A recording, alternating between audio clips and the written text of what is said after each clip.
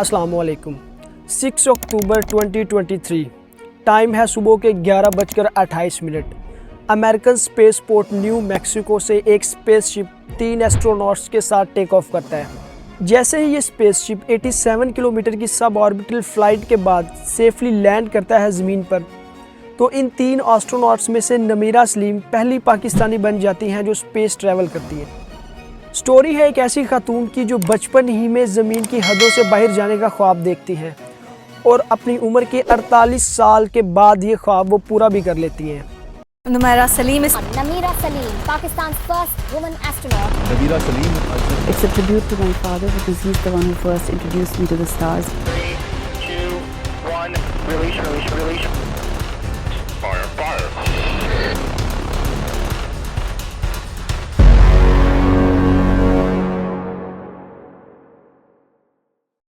1975 में कराची में पैदा होने वाली नमीरा सलीम बचपन ही में अपने पेरेंट्स से कहती थी कि वो बड़ी होकर एस्ट्रोनॉट बनेंगी, और नमीरा की इसी ख्वाहिश को देखते हुए उनके पेरेंट्स ने 14 साल की उम्र में उन्हें पहला टेलीस्कोप खरीद कर दिया। वो बड़े कॉन्फिडेंस से अपने कजन्स और दोस्तों में ये बात कहती थी कि वो एक दिन एस्ट्रोनॉट बनेंगी और स्पेस टूर करेंगी। When I was young, I used to tell my cousins and friends कि मैं बड़ी होकर एस्ट्रोनॉट बनूँ। सबको बड़ी कॉन्फिडेंस के साथ कहती थी। इधर इनके फादर 23 साल आर्मी में सर्विस देने के बाद 1981 में दुबई में शिफ्ट हो जाते हैं और हैवी कंस्ट्रक्शन इक्विपमेंट का अपना फैमिली बिजनेस देखते हैं। जैसे ही नमीरा अपना 12th स्टैंडर्ड पूरा करती हैं तो उन्हें भी एक रवायती मशवरा दिया जाता है कि वो BA करें और शादी कर लें, लेकिन वो इससे साफ इनकार कर देती हैं और अमेरिका की होस्ट्रा यूनिवर्सिटी में इंटरनेशनल बिजनेस की डिग्री में अप्लाई कर देती हैं, जिसके बाद वो अपने 2 भाइयों और पेरेंट्स के साथ अमेरिका के न्यूयॉर्क सिटी में मूव हो जाती हैं। होस्ट्रा यूनिवर्सिटी से बैचलर्स करने के बाद वो कोलंबिया यूनिवर्सिटी से इंटरनेशनल अफेयर्स में मास्टर की डिग्री हासिल करती हैं। इंटरनेशनल अफेयर्स में मास्टर्स करने के बाद ये फ्रांस के जनूबी साहिल पे वाक़ है कि मुल्क मोनाको मूव हो जाती हैं, लेकिन एस्ट्रोनॉट बनने का ख्वाब अभी भी इनके दिल में कहीं ना कहीं मौजूद होता है। कहानी में ट्विस्ट तब आता है जब 2004 में British billionaire sir Richard Branson एक space tourism company Virgin Galactic बनाते हैं। Virgin Galactic is now on the final stretch to becoming the world's first commercial space line. Our suborbital space trips. जैसे ही नमीरा सलीम को इस बात का पता चलता है कि एक ऐसी कंपनी बनाई जा रही है जो कमर्शियल फ्लाइट्स के थ्रू पैसेंजर को स्पेस का टूरिज्म करवाएगी, तो उन्हें अपना ख्वाब पूरा होता नजर आता है। और 2005 में ही जब इस कंपनी के प्रॉपर ऑफिसेज भी नहीं बने थे तो ये इनसे कांटेक्ट करती हैं और इस बिहाफ पर टिकट खरीदने के लिए तैयार होती हैं कि वो पहली पाकिस्तानी होंगी जो स्पेस टूरिज्म करेंगी। 2006 में $2 लाख का टिकट खरीदने के बाद ये virgin galactic astronaut club join करती हैं। इस क्लब के मेंबर्स को फाउंडर एस्ट्रोनॉट्स का नाम दिया जाता है।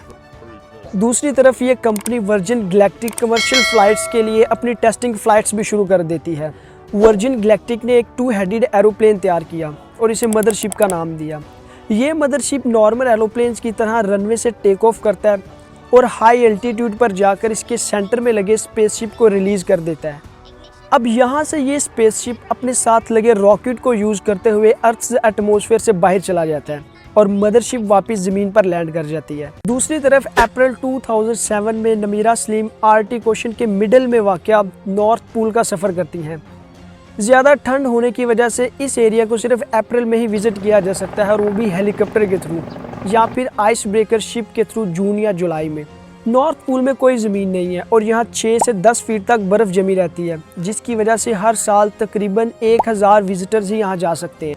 नॉर्थ पोल से वापसी के बाद नमीरा सलीम अपने स्पेस ट्रैवल के लिए वर्जिन गैलेक्टिक के नॉस्टर सेंटर में 2 दिन की sub orbital space flight training पूरी करती हैं और इस ट्रेनिंग का सर्टिफिकेट 2008 में प्रेसिडेंट ऑफ पाकिस्तान परवेज़ मुशर्रफ को पेश करती हैं। जनवरी 2008 में नॉर्थ पोल के बाद Namira Salim 14 million square kilometres पर फैले साउथ पोल को ट्रैवल करती हैं, जहां से 70% फ्रेश वाटर आता है। इन दोनों पोल्स पे नमीरा सलीम पाकिस्तान और मोनाको के फ्लैग्स भी लगाती हैं। 2008 में Namira Salim first Everest sky dive में पार्टिसिपेट करती हैं, जिसमें वो माउंट एवरेस्ट से भी ज़्यादा ऊंचाई से छलांग लगाती हैं।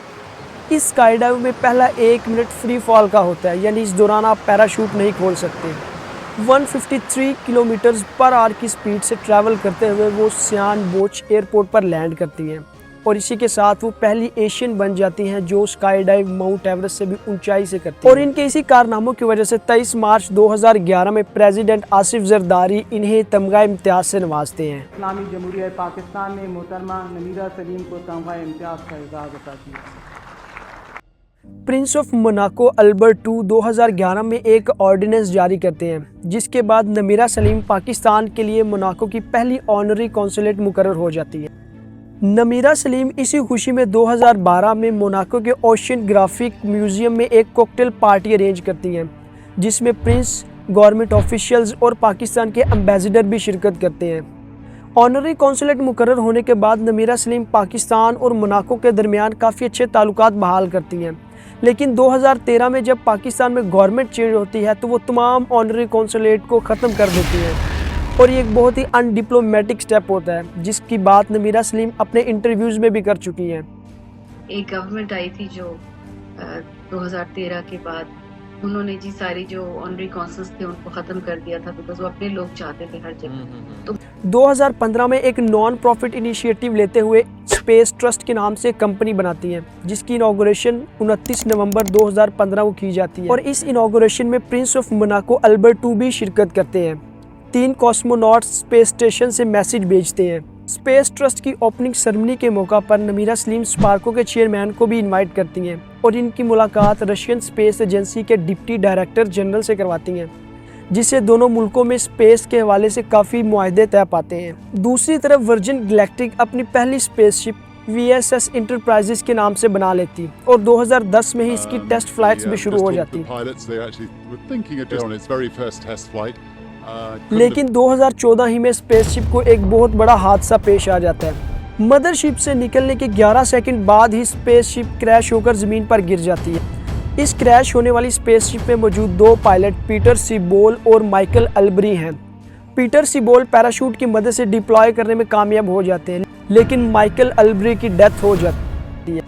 रिचर्ड ब्रैंसन इस एक क्रैश की वजह से अपनी ख्वाहिशात को ख़त्म नहीं करना चाहते थे और 2016 ही में वो एक नई स्पेसशिप लॉन्च करते हैं और इसे नाम देते हैं VSS यूनिटी। इस स्पेसशिप में सेफ्टी फीचर्स काफ़ी इम्प्रूव्ड थे। 2018 में VSS यूनिटी अर्थ एटमॉस्फेयर को क्रॉस करते हुए 83 किलोमीटर एल्टीट्यूड तक पहुंच जाती है और इस स्पेसशिप में मौजूद पैसेंजर जीरो ग्रेविटी भी एक्सपीरियंस करते हैं जिससे कंपनी को अपनी मेहनत रंग लाती नज़र आती है।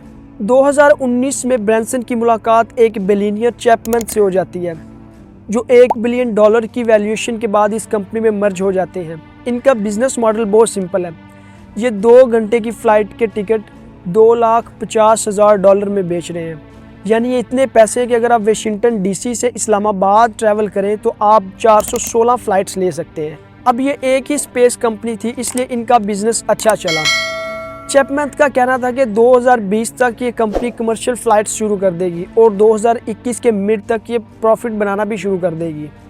जून 29, 2023 वर्जिन गैलेक्टिक अपनी पहली कमर्शियल फ़्लाइट के लिए रेडी हो जाती है और आखिरकार 29 जून 2023 को Virgin Galactic 2 space plane pilots, 2 Italian air force officers, एक एरोस्पेस इंजीनियर और एक वर्जिन गैलेक्टिक के इंस्ट्रक्टर के साथ अपनी पहली 75 मिनट की फ़्लाइट पूरी करती है।